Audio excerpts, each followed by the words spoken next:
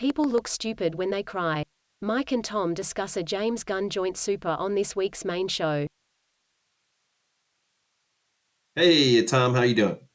I'm super. Thanks for asking. You know what? I'll allow it. I'll allow it. Love it. Love it here. Excuse me. I apologize. I know you're kind of Oh, getting over a cold, right? yeah, I had a bug, and unfortunately, kind of stuck around longer than I cared to. But it is what it is. But I'm on the mend. Pretty much on the downside of that. It's still a little nasally here, so I apologize if I sound that way or if I have to mute myself when I sneeze.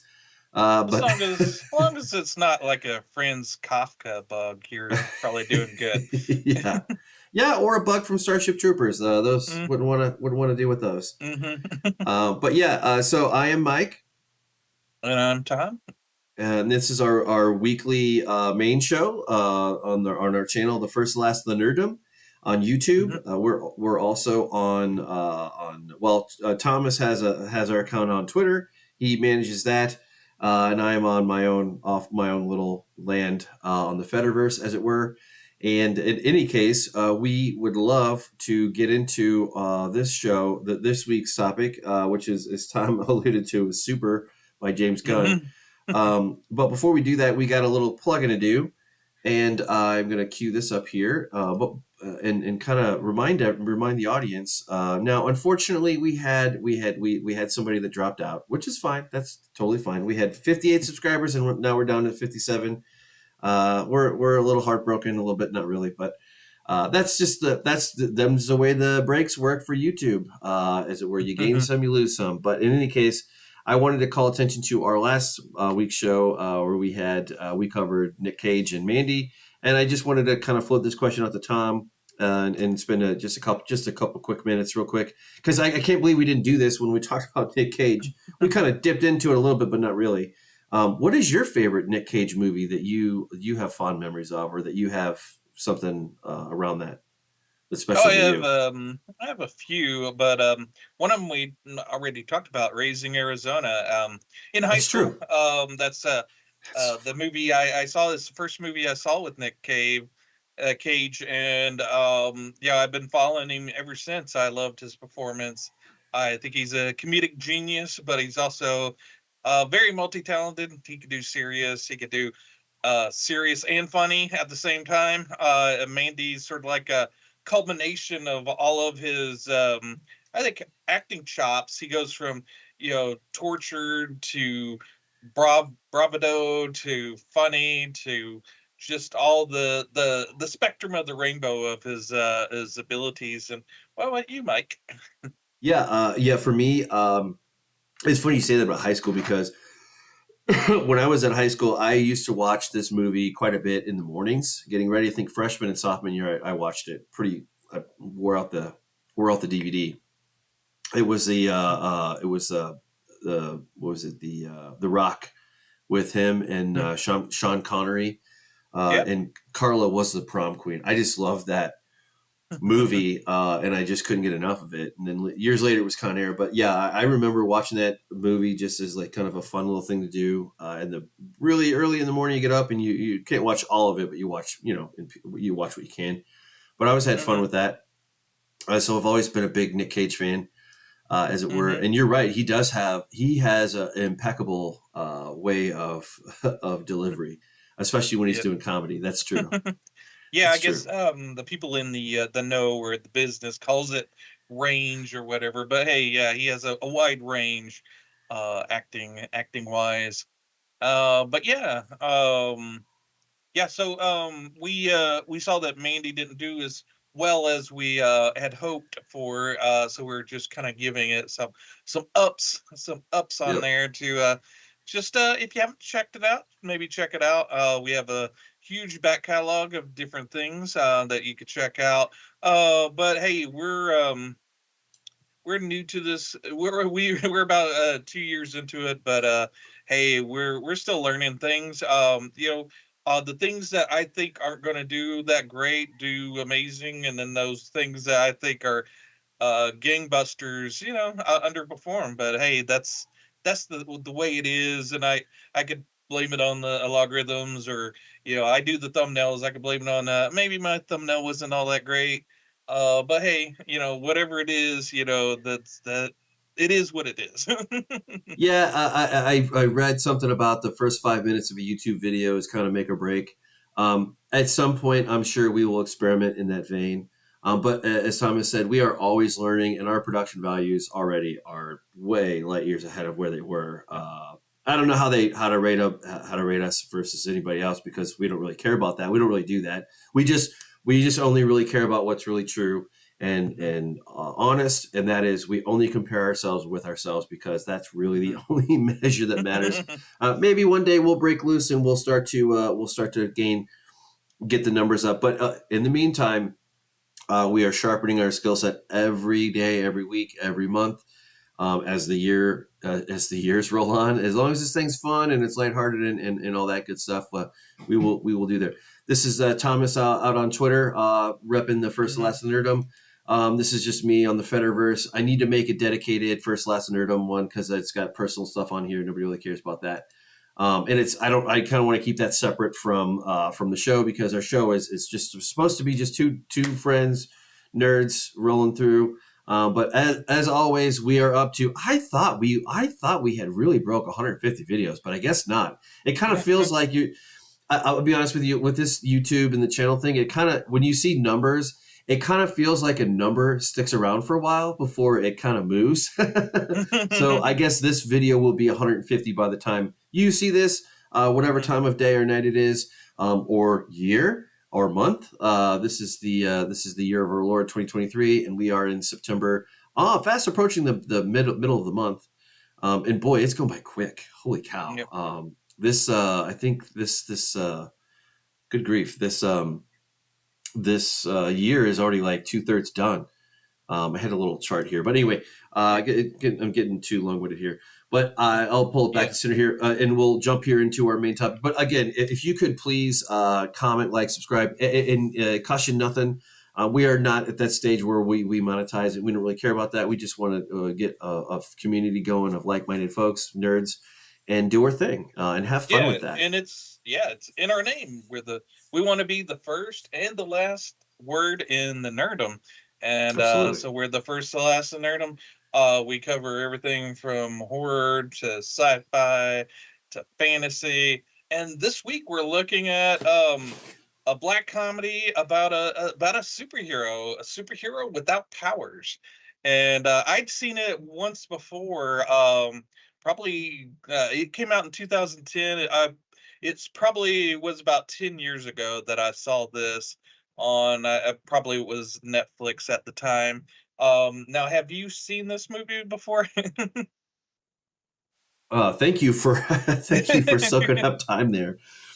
I think I'm so apologize, Thomas. You probably heard my sneeze, but the folks out there did not, because I'm using a different mic. But in any case, no, I have not seen it. And no sense in belaboring it anymore. Might as well flip floppy back over here.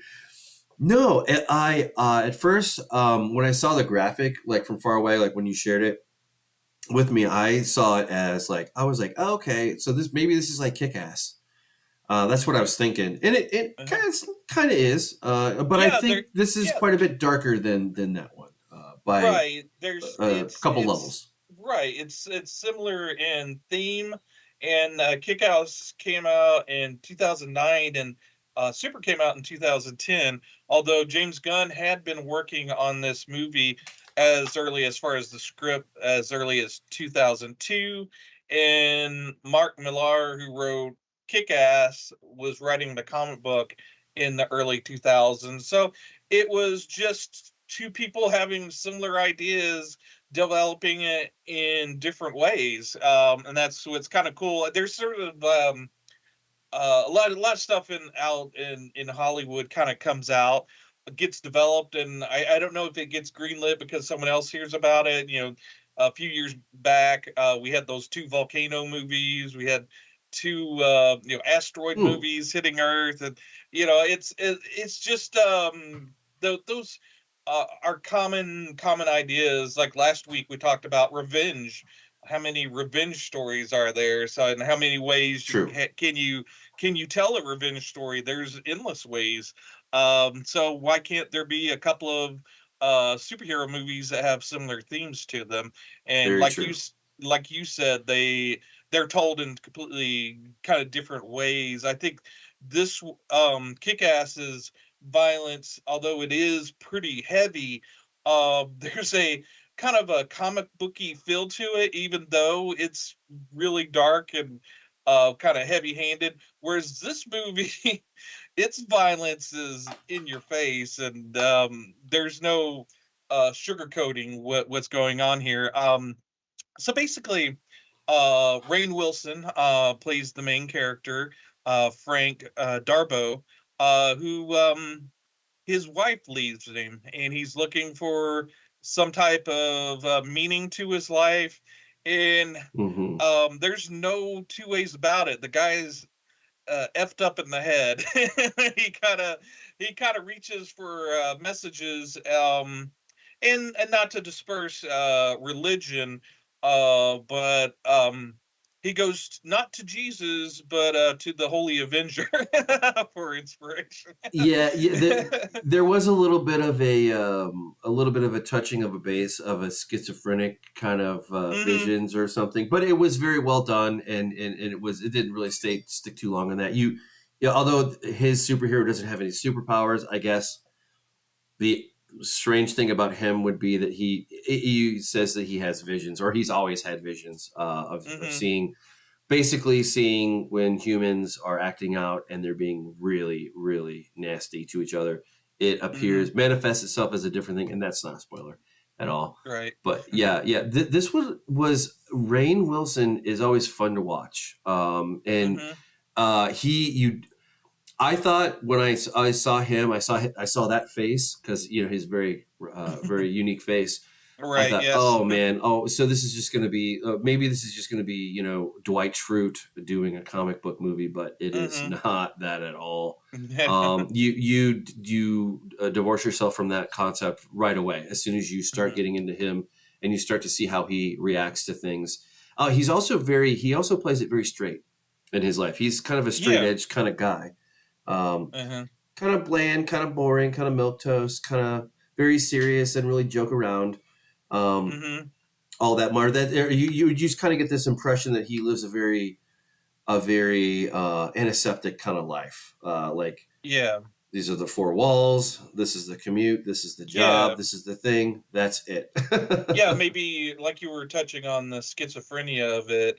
Maybe he's undiagnosed schizophrenic or has those tendencies, but Right. he also has sort of autistic tendencies as well. So, He does. um, so yeah, that's it's very interesting and written and directed by James Gunn. I think this was the first movie that I watched where I took notice of the name James Gunn, and yeah, I really enjoyed it the first time I saw it, and I go, okay, well, this guy is someone I need to kind of keep an eye out for other things that he writes and directs.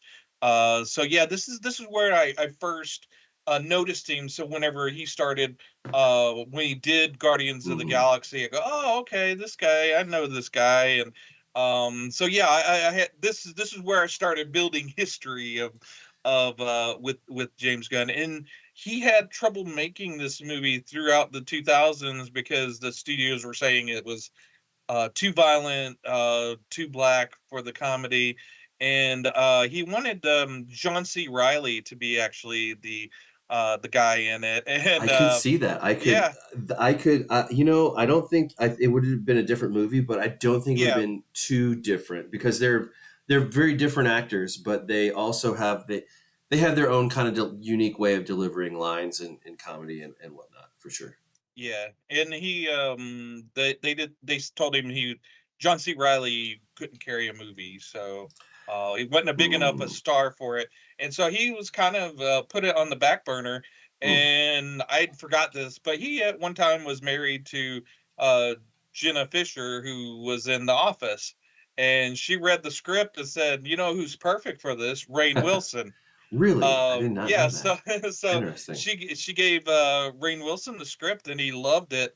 And he liked the part Libby, and he gave it to Ellen Page to read. And I guess there's been some development with the person personally that's Ellen Page. She has transitioned into Elliot Page, which makes it a little unique in that there's not a particular way to handle this, or at least I don't know there's a playbook on dealing with the person. I'll start referring to them as Elliot Page because that's how they want to be talked Known as. about, known as, but I Right. don't know if the same rules apply to dead naming because, Ellen Page was an actress at the time, and, they haven't changed any of the credits in IMDb. They say, filmed as Ellen Page. So if we get kind of fumble around and say Ellen Page or Elliot Page, no disrespect to the person, we don't know Elliot Page personally, and all we're going to do is kind of review their performance in the movie. So if there's any issue with that, this channel is not to cause any anguish or anything. It's all about celebrating nerdom and nerdy movies.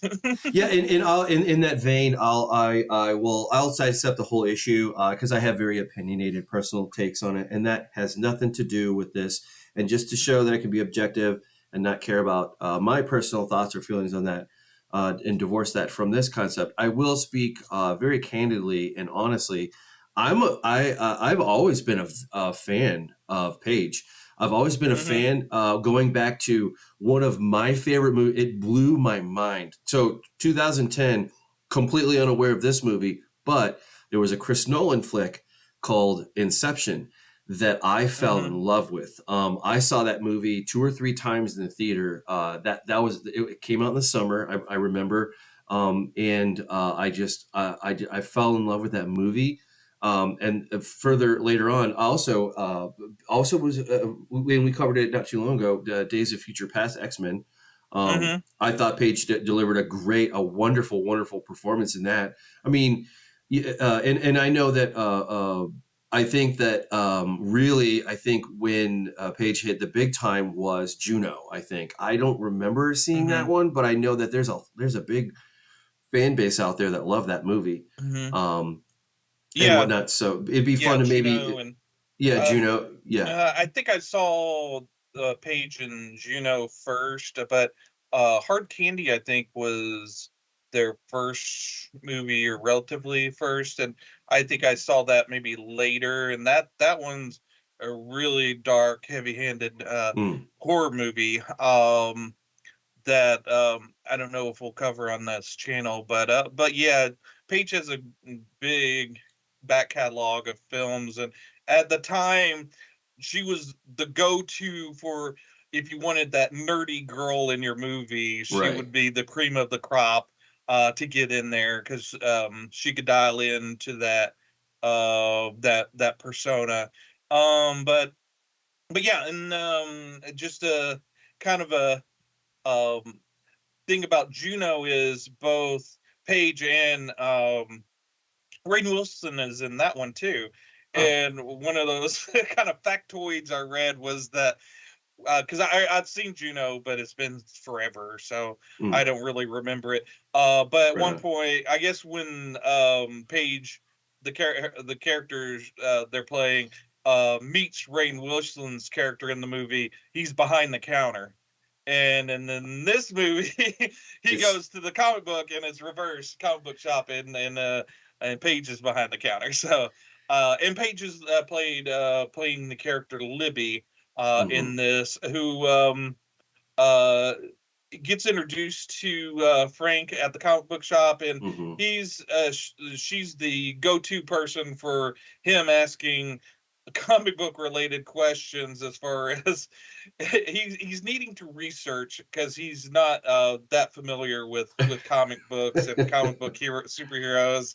And I think the guy that runs the comic book shop, he only has like a couple of scenes, but he's really hilarious. He's kind of like back talking this kid in the in the comic book shop. But but yeah, there's some very interesting dialogue choices in the movie, and the comedy is kind of subdued, but it has a bit of a bite to it as well.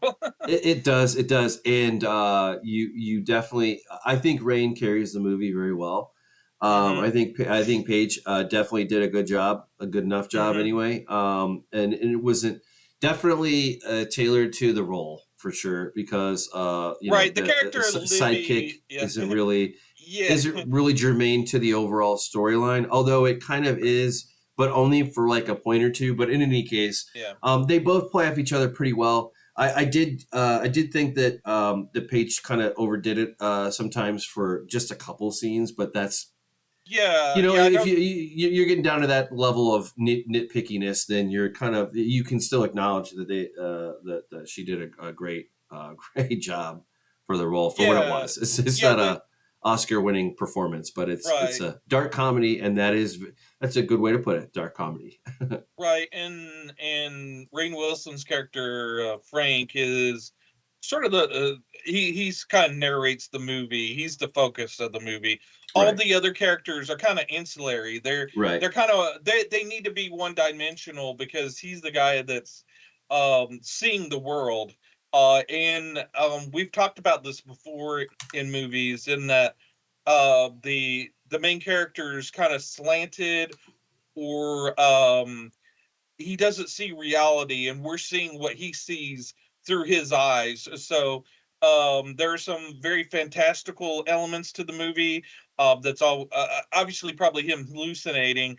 Hmm. But yeah, Libby is there as yeah, it isn't a fleshed out character, very one dimensional, and like Mike said, Paige invest in the character as much as they can, but there's not a lot to sink your teeth into, and I think a lot of people in this movie kind of go all in, and maybe that's not always the best way to do it. Hmm. And as you see James Gunn's work progress, I think he's been able to refine and kind of dial down performances, Hmm. and kind of fine tune things, because he used to work with I forget, Trauma Films. He did a Tromeo and Juliet. He directed that movie, and actually Lloyd Kaufman, that runs Trauma Films, has a cameo in this movie. But yeah, a lot of the people that James Gunn works with, like Michael Rooker, are in the movie, Right. and Nathan Fillion, who's in the movie Slither, which we are going to talk about at one Hmm. point on our channel, because it's Oh a yeah. phenomenal horror movie that James Gunn did. But yeah, it's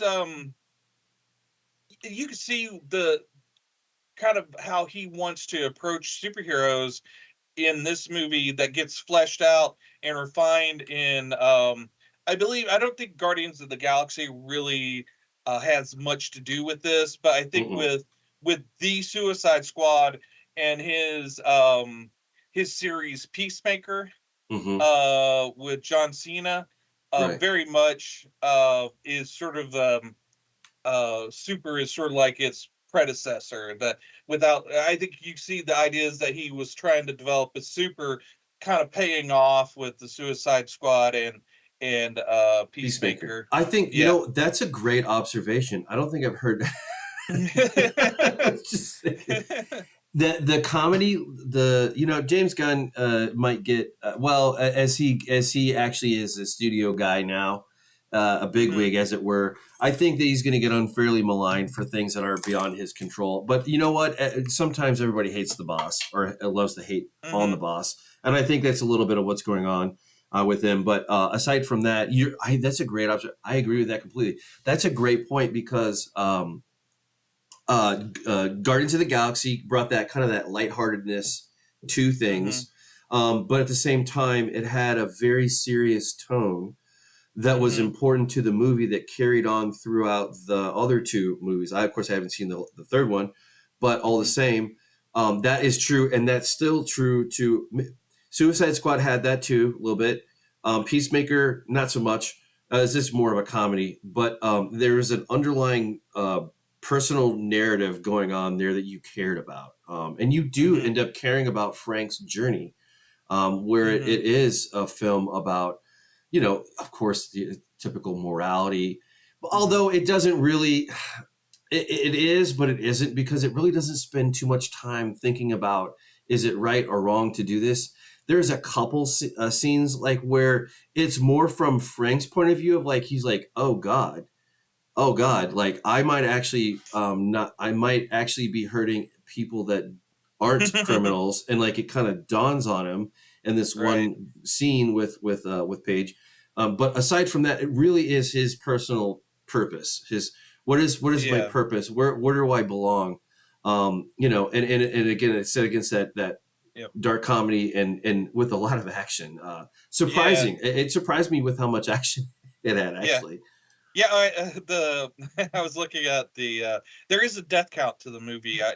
There was a spoiler on IMDb said 19 people die in this. So if you want to go through and kind of count them out, that's there's that.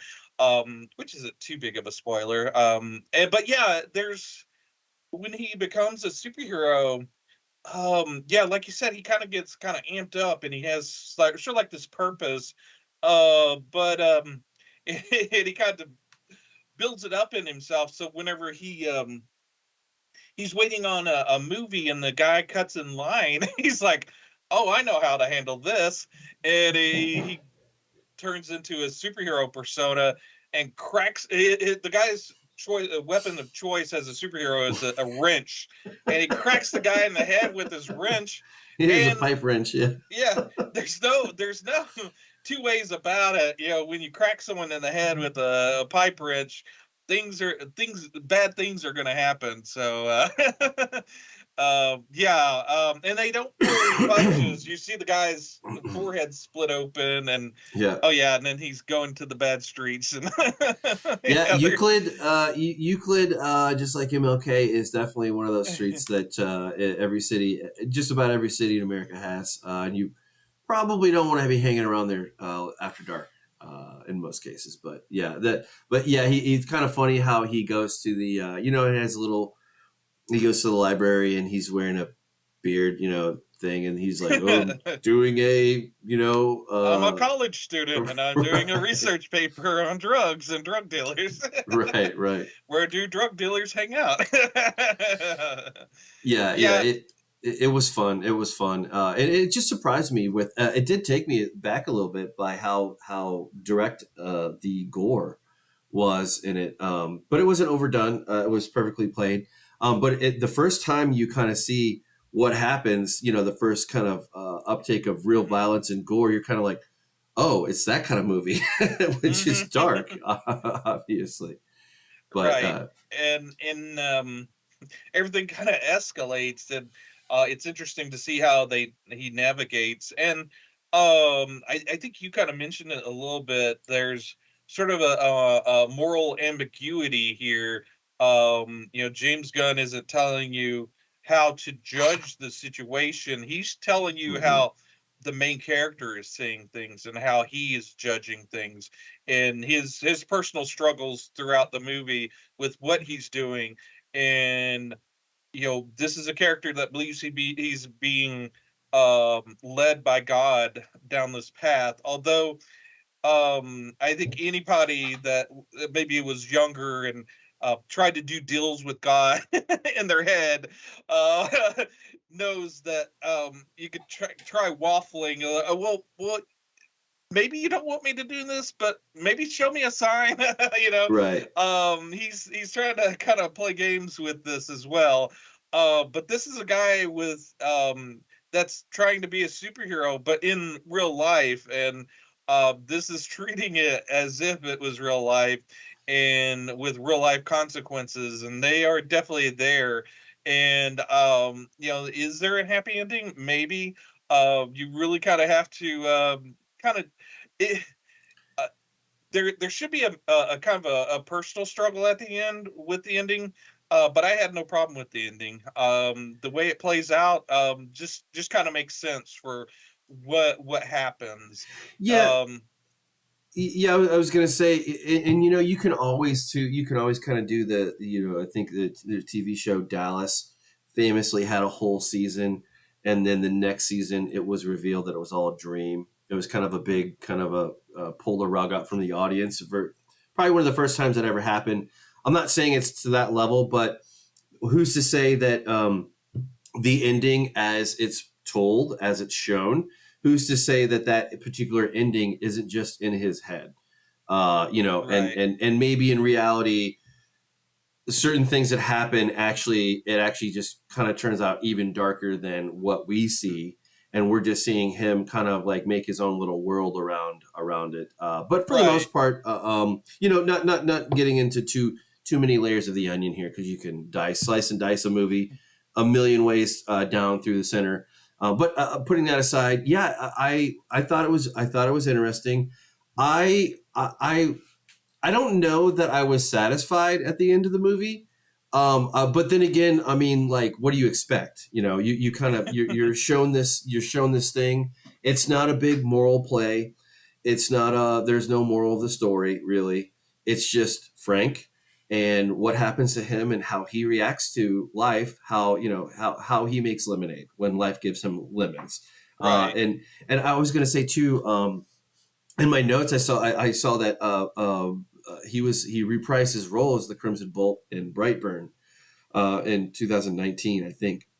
Yeah, there's a photograph of the character as Crimson Bolt in Brightburn, Could be. which I've seen the. I don't remember seeing that in Brightburn, so I guess maybe that's not like a big reveal or something. But yeah, it does lend the idea that that's within the multiverse of Brightburn, which I've seen Brightburn. It's a pretty good movie. Have you seen that one?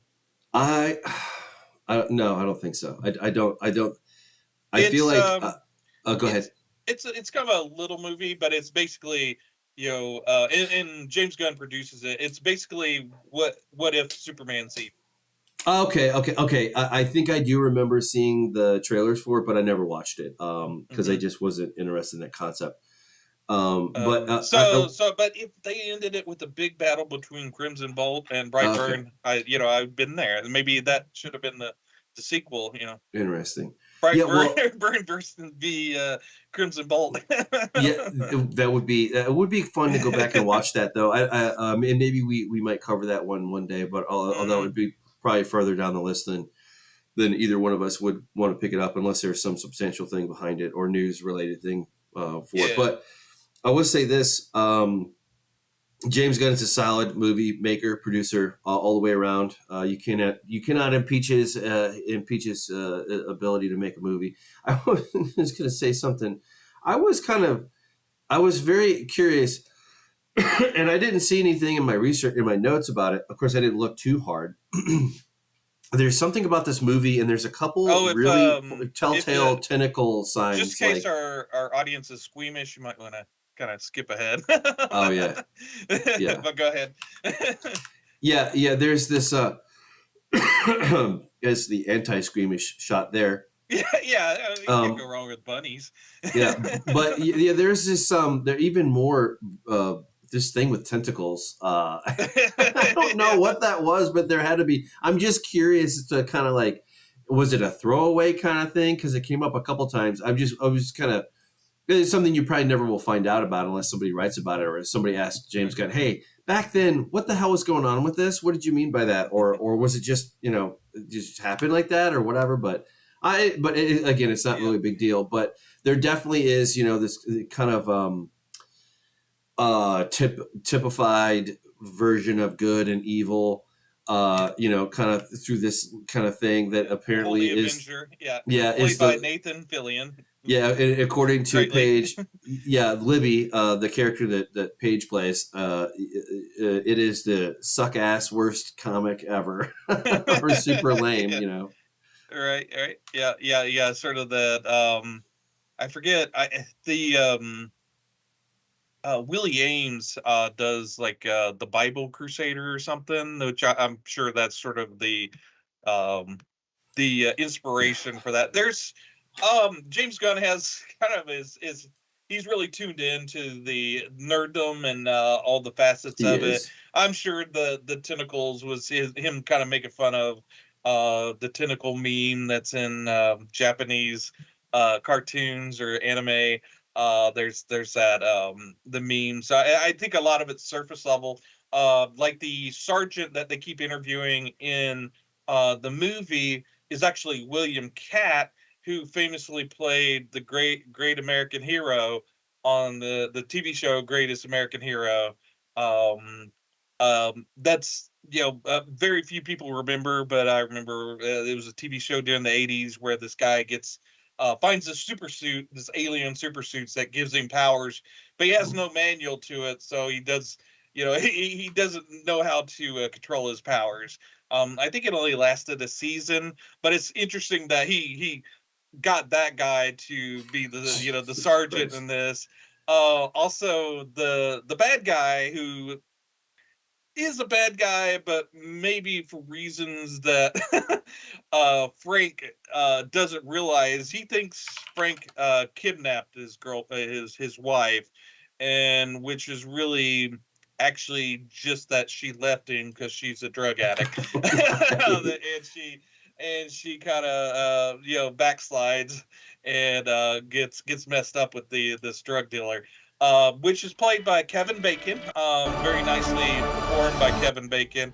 And actually, it was going to be his name's Jock in the game or in the movie, and it was originally going to be portrayed by Jean-Claude Van Damme.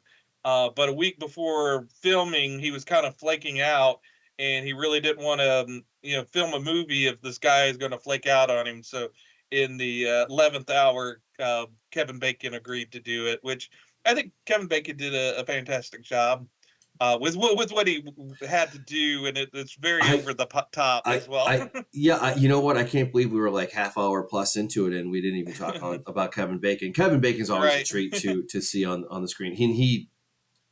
He played the most perfect, pardon my language, asshole, bad guy that you could possibly ask for him to do. He played that marvelously. His role he was great in it. Rainn was great. Paige was very good. I was going to think too, and you kind of get these other characters too that you've seen them before, like in The Walking Dead.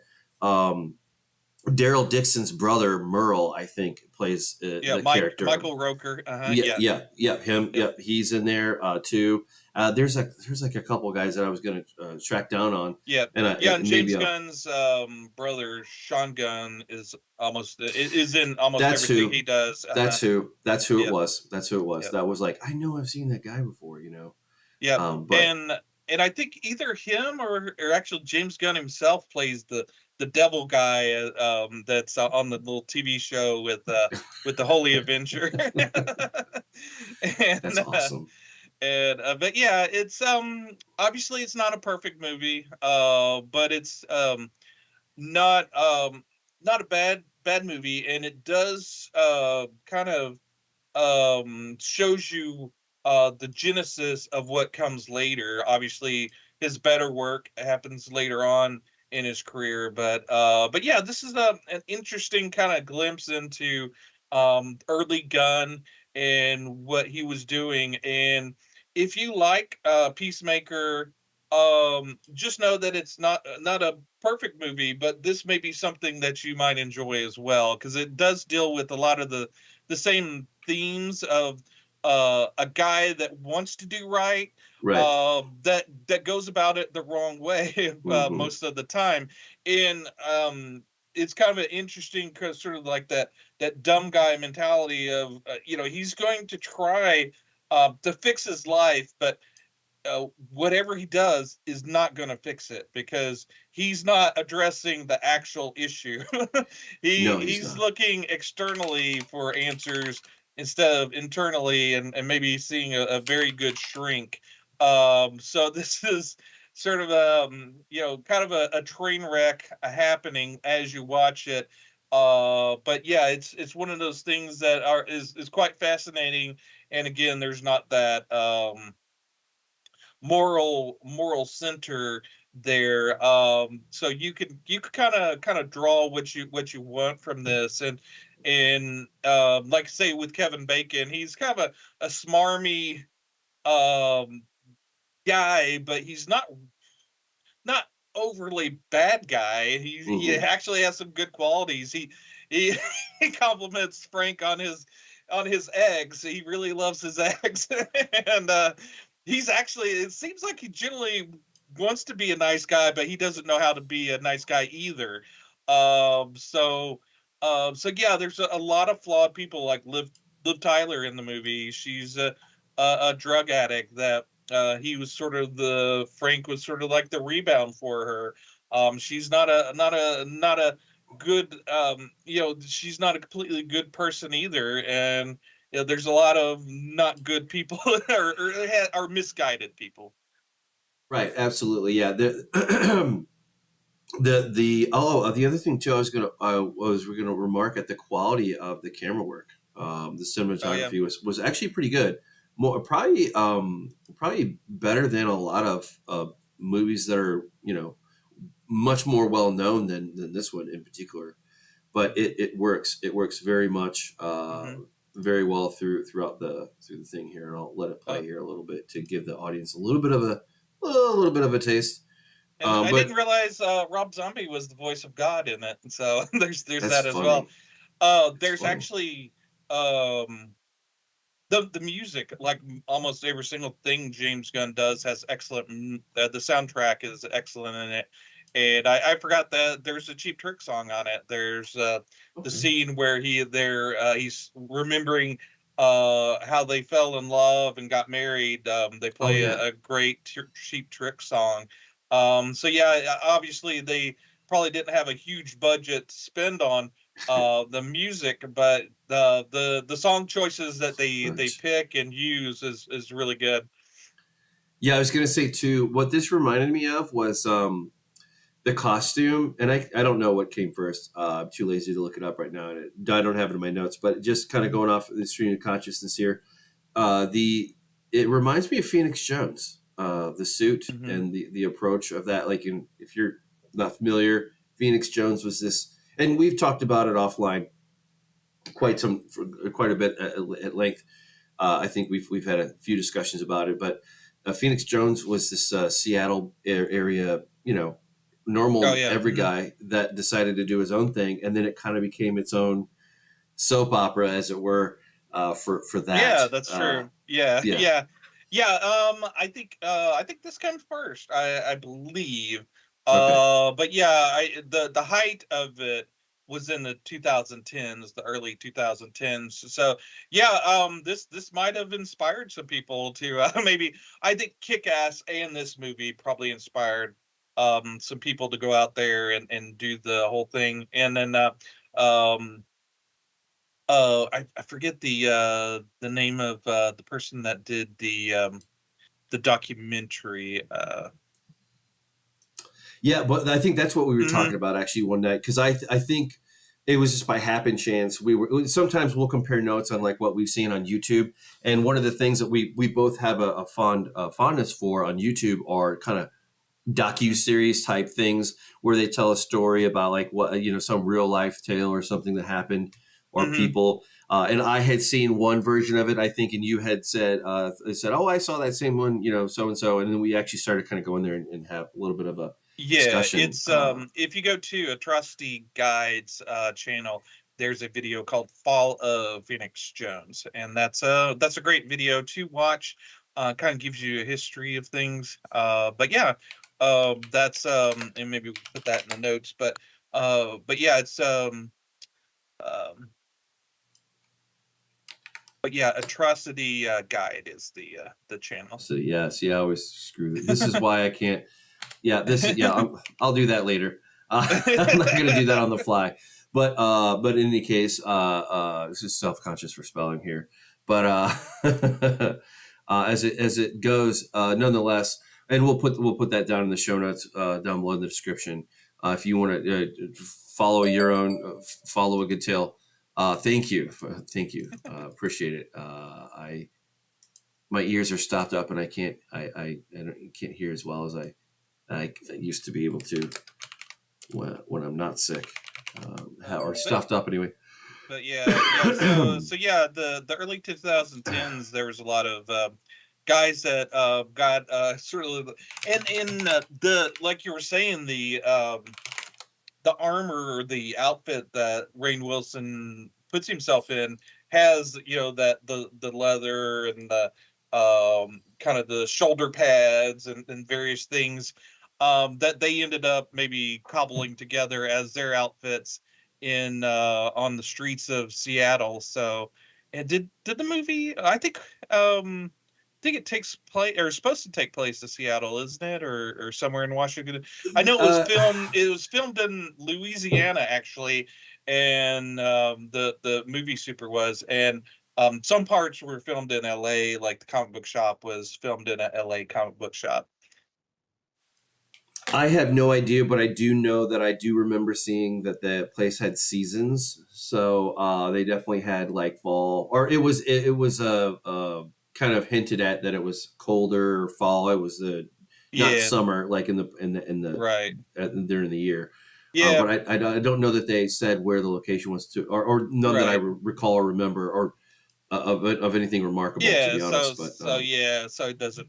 Yeah, not a big deal. And like probably anywhere USA is probably the best descriptor for it. But I think it's a small movie that I think when I originally saw it, I really enjoyed it. The second time around, I still enjoyed it, but maybe kind of less so. hmm, So it may be one of those movies that you watch once and once in a while. maybe not revisit too often. But yeah, it has this place in James Gunn's history, definitely, and it's a high point for Rainn Wilson's acting career. I think he did it, like I said, it's a sort of showcase for what he can do. That's not just the quirky guy Drew Schultz from The Office, that he could do a little bit more. Yeah, he definitely is his own actor, and he carries himself very well in this. This was fun, and I agree with you. This isn't like the uber best James Gunn movie of all time. I Hmm. have no doubt that it probably has its own subset of fans that are really into it. Hmm. But all the same, it just interesting. To kind of see how it played out. Classic Ice. Yeah, it's just Sean Gunn there. Hmm. But yeah, the yeah, and they don't take very long to get going. This was Yeah, it's fun. only It an was hour just and a half fun. long movie. Again, we've watched a bunch of hour and a half long movies the past. Not by design. It just happened that we've kind of picked a few movies that aren't very long, hour and a half long, and that's almost the perfect length for a movie. It's in and out before it becomes tedious, and a lot of these superhero movies that are 2.5, 3 hours long become Hmm. quite tedious. So yeah, there's a lesson to be learned for older movies. Yeah, boy, they can. And I was just gonna say, we kind of we weren't really gonna go into it, but I think James Gunn, I appreciate this. Maybe some other fans don't, and maybe they're a little bit more prickly about it, and that's fine. You do you, boo boo. But I always admire when you can have a direct interaction with somebody, with the decision maker. And I Hmm. love that about James Gunn. I love that he is very much a fan of these things. He Hmm. is an opinionated fan. But just Hmm. because he is doesn't mean that I think just because you hold a strong opinion about something, especially when you're talking about comic books and nerds, folks can get real. Might as well be like a religious denomination for how Hmm. ferocious people get about it, which is fine. People get passionate, but I always value that in a decision maker, an actor, an actress, even a back end, producer, whatever. I love that. And as I get older, I've come to learn, and definitely doing this show with you has cultivated that even more. The inside baseball of how something is made, or thoughts or feelings about this scene or that scene. I think that stuff is fascinating. But James Hmm. Gunn, you may not like him, maybe you love him, maybe you hate him, whatever. But you know what? he's not too above the fray to get into it. And you better not wear your heart on your sleeve if you go hard at him, because he'll return it. He'll return the serve. Uh, which that might rub people the wrong way, but then again, I admire that. I admire that he's willing to get down, because he doesn't have to spend any. How many Hollywood studio executives get on Twitter or whatever, social media in general, and actually opine about things? Most of them don't. So that in itself is rare enough. So and he's kind of come across what he does ask questions, ask what the fans want, and he does, and I think he's that's sincere when he does that too. yeah, and I think that's good because a lot of times when the those the actors or directors or writers communicate with the audience is more or less kind of grandstanding or telling them what they should think and what they their opinions is the be all end all in the situation, whereas I think James Gunn understands that he has his own opinion, and the audience do. He'll listen to them, but he knows in the grand scheme of thing, it's all comes down to taste and how people approach it, and it's not that serious, bro. Yeah, and I was going to say he holds a similarity to another director that we both like as well. And bear with me here. I just want to. But in the meantime, though, I was going to say he has one of his very first projects was, I believe, it was called Creature Commandos.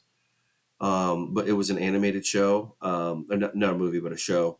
But I think that's available on HBO Max. Like that's like one of his first things that he did.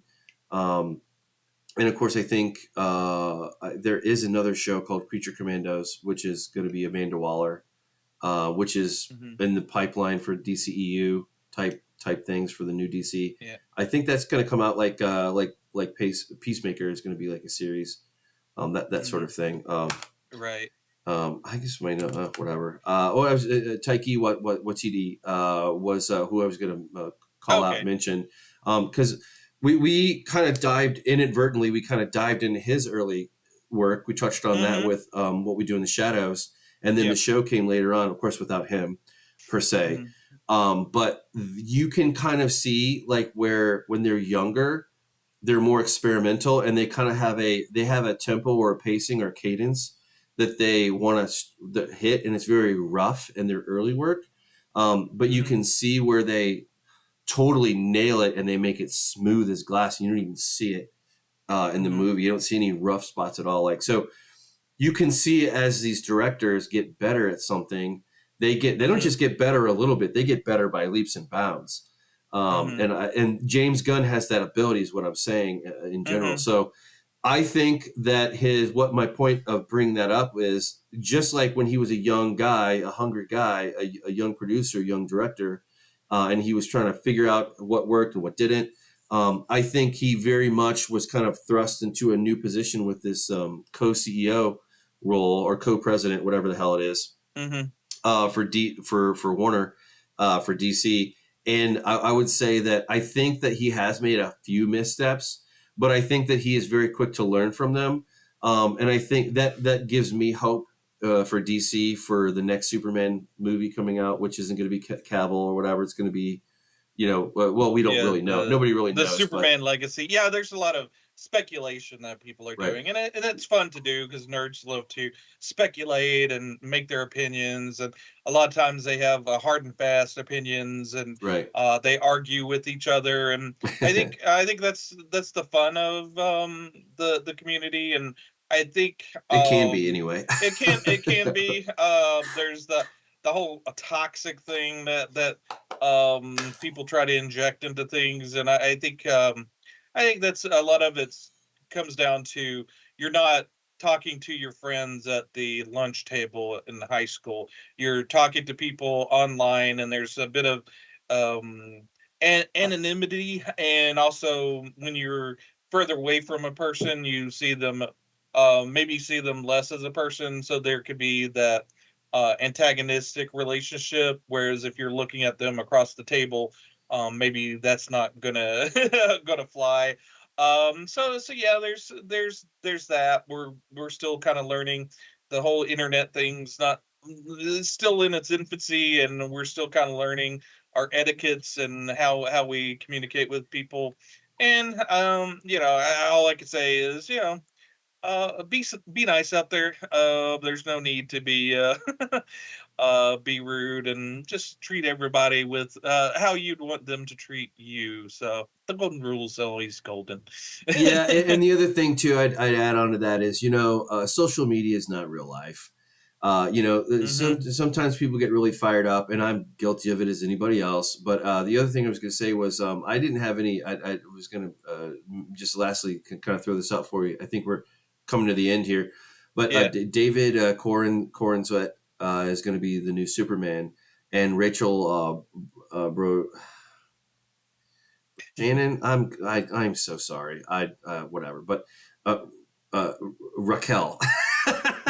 It's slowest late name. I'm just joking, but but I think we covered that in a grab bag toward the end, or we mentioned it in passing in one of the shows, but we kind of cover that a little bit. I don't have any issues with that at all. I think just wait and see. And hope springs eternal, because I'm a huge Superman fan. But kind of going back to what we were talking about, social media. I'm not going to get on the thing and argue with somebody. I'm not into that. If anything, I would love to. One day we got to cover Man of Steel. I think it's a great DC film, a great Superman film, but not for the reasons that it typically gets identified as that. While we're talking about it, but I think it holds its own. And if anything else, it's one of Mike's personal favorites that I like to rotate back to once in a while. It's just fun to watch. In there, but at the end of the day, you know what? Nobody showed up. Nobody showed up to those properties, and we had the world moves on. The world moves on. Yep. Yeah, we'll see. Yeah, well, we can argue and have fun until James Gunn releases some stuff. Right. I think they keep saying like Blue Beetle and all that stuff are the new James Gunn Rainn, but it's really not. It's sort of what was at the tail end of the pipeline. So right. So we really won't see what he has concocted until Superman Legacy comes out, and he has this guiding hand. Like you said, he's the head of the studio now. So as far as DC superheroes are concerned, so he's kind of steering the ship. And you can kind of look back at his previous work and see the kind of the iconoclastic dark humor that he gave his stuff. But that doesn't necessarily mean that's how the new projects are going to have that. It remains to be seen what he does with it. So yeah, it's I'd rather have someone that's a fan at the head of things than someone that's not a fan, has no interest in being a fan, and just wants to make money. so yeah, it's definitely interesting. And benefit of the doubt too, because at the end of the day, I mean, look, you got it's not necessarily anybody's fault per se for why some of these things fail. Some fail. Well, I'll be honest with you. Some of the superhero movies that we've gotten, I think, were phoned in. I think they were phoned in, and I think that people can tell that, and you're also rubbing up against the sandpaper that is fatigue. People are kind of done with that for a little bit, unless it's really well made, like Guardians of the Galaxy 3. And again, kind of pulling it back to James Gunn, people like that. I'm looking forward to watching that at some point. I'm probably going to wait toward winter break, Hanukkah, Christmas time to watch it, just to kind of keep something in the bag, kind of fun, lighthearted, be like, hey, you know what? I haven't seen that one, and kind of rotate out to it. But in any case, this was fun. If you're squeamish, it's not really that bad. There's a kind of, and I think I kind of like it too, because now that I think about it, I think it's kind of like there's some WTF scenes in here. Like, what the fuck did I just see? I won't, well, it's not really spoiling it, but like there's like the scene of like that has nothing to do with anything, like where like we showed a picture of it. We kind of stayed on that picture for a moment, like where this corn dog just kind of gets rolled in this substance, and you're like, whoa, what's just to be funny. I think it was just Yeah. to be funny, but Right. Yeah. anyway, Yeah. I think. I, Yeah. He has. Yeah. He definitely has some quirks that maybe got him a little in trouble on Twitter early on, but yeah, he does have his own personal take, and yeah, he has his own voice. That's always he does. good to hear. He does, and he's not afraid to share it. And I think too, sometimes like fans don't like it when somebody has an opinion. But the thing about James Gunn is any opinion that I've heard from him has always, for the most part, has always been thought provoking. So he might have a commentary about Batman or Chris Nolan's Batman or the '60s Wham Bam Batman or whatever, or Superman.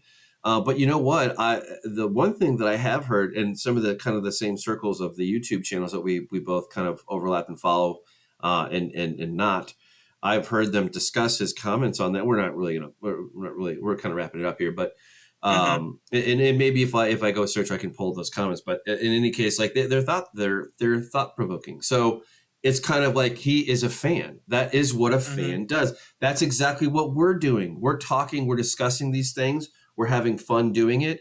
And that's what it's all about at the end of the day. And I love that about James Gunn. No matter what, whether you like him or hate him, he is in it for the fun. I absolutely want to echo what you said as we kind of reach the end here and say, that's what it's about. I would rather have a fan in the seat making decisions, or at least somebody who's very well versed with the property and material, who will give it the respect and the gravity where he can, where it's due, than somebody who's not. Than a bean counter who didn't really. They don't care about Superman. They don't care about any of this stuff. They just care about the next 5 quarters and what they can pull in for this or that. Then I think that's part of what Disney's problem is that, not to get into too many sidelines here, but I think that's what it's about for them. It's just like, at the end of the day, they're a corporation. They got to make money, and so does Warner and DC too. But at the same time, you can get too far into that mode, and it just kind of becomes soulless and passionless, and then you're just getting drac.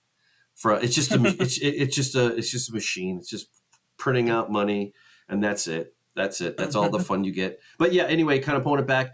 Anything else you want to add or say or opine on? Shut up, crime. No,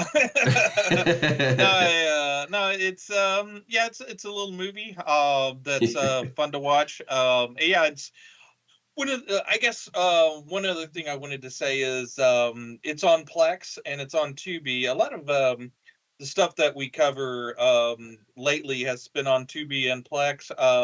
It's turning out to be all those movies that you used to watch on Netflix are now on Tubi and Plex for free. Right. So yeah, that's a great resource for you. Okay. And also looks like Pluto too.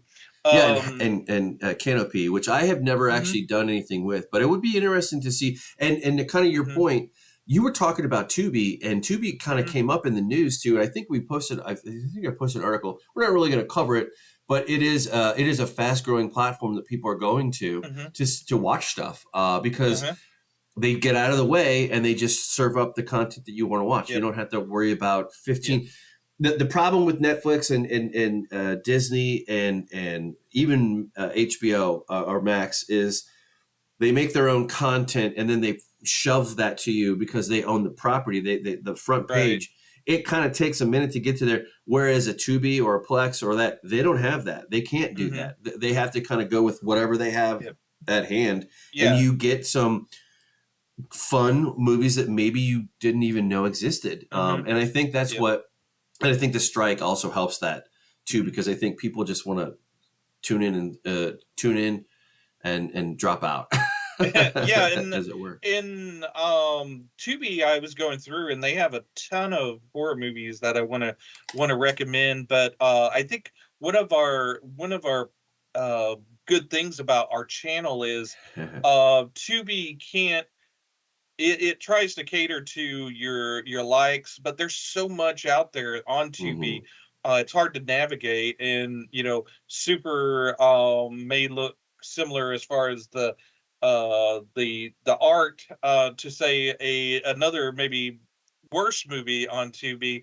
So I hope that we can provide as a resource what we think is cool on Tubi or on Plex, or we'll try to remember to say where we watched it, so that you guys could go out there and watch it as well. And I think the fact that it's free, that you have a few, the ads aren't too intrusive, and you've got a nice fun.